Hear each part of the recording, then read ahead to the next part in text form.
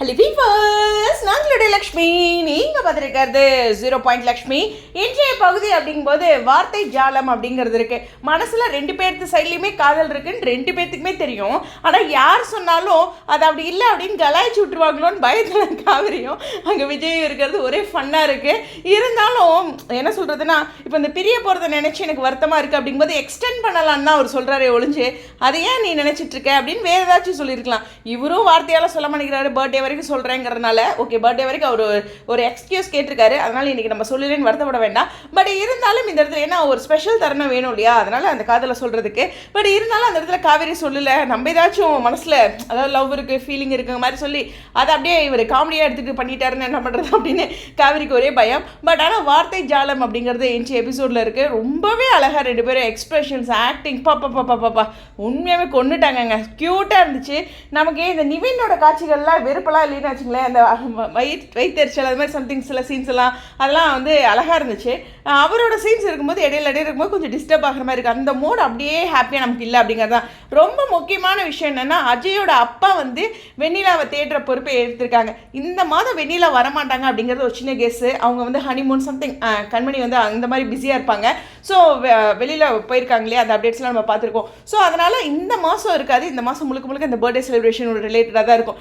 எனக்கு பிடிச்ச விஷயம் என்ன தெரியுமா, ஒரு பொண்ணுக்கு பொருள் எல்லாருமே நினச்சிட்டு இருக்காங்க நகை வாங்கி கொடுத்தா அவள் கம்மிட்டு இருப்பா அப்படின்ட்டு. இல்லைங்க, ஒரு முளை மல்லிகைப்பூ அவங்களுக்கு பிடிச்ச விஷயங்களை செஞ்சாவே போதும் அப்படிங்கிற ஒரு விஷயத்தில் காவேரி உனக்கு என்ன பர்த்டே செலிப்ரேஷனுக்கு ஏதாச்சும் கிஃப்ட் அப்படிங்கும்போது நிவின்க்கு ஒரு ஹோப் கொடுத்து அதை பிரேக் பண்ணிங்களா, அதை விட எங்களுக்கு பெரிய கிஃப்ட் இல்லைங்கிறாங்க.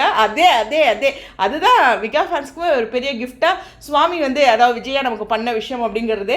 இருந்தாலும் இந்த பிளான் எல்லாமே பண்ண மாதிரி இங்கே நம்மளுடைய நிவின் செம்ம கோவத்தில் இருக்கார். ஒரு பக்கம் விஜய் மேலேயும் கோவமாக இருக்காரு, காவேரி மேலேயும் கோவமாக இருக்காரு. அவரே எவ்வளோ கோவமாக இருந்தாலும் அதை நம்பால எடுத்துக்கிட்டாரு பாருங்க. உன் மேலே கோவப்பட்டானே, என் மேலே கோவப்பட்டானே, நம்ம தான் இப்போ ஒன்றுக்குள்ள ஒன்று என்ன காவேரி இன்னும் புரியலையா அப்படிங்கிற மாதிரி நமக்கே தோணாலும் அவங்க 2 பேத்துக்கும் புரியுதுங்க. ஆனால் டேரக்டர் அதை புரியுற மாதிரியும் புரியாத மாதிரியும் இருங்கன்னு சொல்லிட்டாருங்க அப்படிங்கிறதான். ஸோ ஓவராலாக பார்க்கும்போது செம்ம ஜாலியான, அதுவும் அந்த 2 பேர் ஒருத்தர் படுத்திருக்கும் போது பார்த்தீங்கன்னா ஒரே டைமில் திரும்புறது, அது ரிலேட்டடாக யோசிக்கிறது, அப்புறம் அந்த கைகளால் எக்ஸ்பிரஷன்ஸ் கொடுக்கறது அப்படின்ட்டு அழகழகாக பண்ணியிருந்தாங்க. கண்டிப்பாக வந்து ரிப்பீட் மோடில் அந்த சீன்ஸ்லாம் பார்ப்பீங்க அப்படிங்கிறது தான். ஸோ 6:30 ஸ்லாட்டுக்கு போன வருத்தங்கள் ஒரு பக்கம் இருந்தாலும் இந்த மாதிரியான காட்சிகள் நம்ம எப்படி ஹாட் ஸ்டாரில் ட்ரெண்ட் பண்ணுவோங்க. இப்போ உங்களுக்கு 6:30 அந்த வருத்தம் இருந்துச்சுன்னு வச்சுங்களேன், ஹாட் ஸ்டாரில் எல்லாரும் இம்பார்ட்டன்ட் பண்ணி பாருங்கள். அதில் இன்னும் பொசிஷன் மாறும்போது அச்சோ தப்பு பண்ணிட்டுமே அப்படின்னு சேனல் நினைக்கிற அளவுக்கு செய்யுங்க. நம்ம வந்து அந்த ஒரு பதிலடி மட்டும்தான் கொடுக்க முடியும். எனிவேஸ், ஒரு சரியான ட்ரெண்டிங் பேர் இந்த மாதிரியான விஷயங்கள் இருக்கும்போது ஸ்லாட் மாறினது நிறைய பேருக்கு வருத்தங்கள் இருந்தாலும் எந்த இடத்துல வேணாலும் டிஆர்பியில் சாதிக்கலாம். அந்த ஒரு பாயிண்ட் வச்சுங்க. 1 மணி ஸ்லாட்டில் கொடுத்தும் காட்சிக்கு நெவெல்லி டிஆர்பியை சாதிச்சிருக்காங்க சுவாமி ஃபேன்ஸு. அந்த ஒரு ஹோப்பை இந்த 6:30 விடாதீங்க. ஏன்னா டிஎஸும் 6:30 நிறைய சாதனைகள் புரிஞ்சிருக்காங்க.